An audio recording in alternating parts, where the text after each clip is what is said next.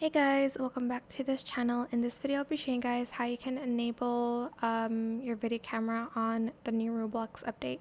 So if you go to avatar, go to more, make sure you've verified your age and stuff like that. But if you go to settings and if you go to privacy and content maturity, you can go to communication and then go to camera input, make sure it's enabled.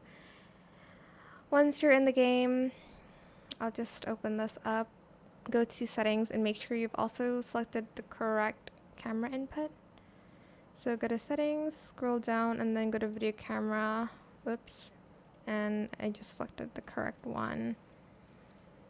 It only works for some faces. Also, like, it's dark right now, so it's not tracking my face. But if you talk, like, some of the face will move, as you can see.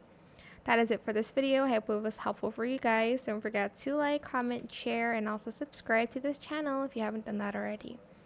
If you have any more questions about this video, just leave it in the comment section down below. I will try my best to answer them all for you guys. And if you found this video helpful, please click the thanks button as well. That is it. Thank you so much for watching. Bye.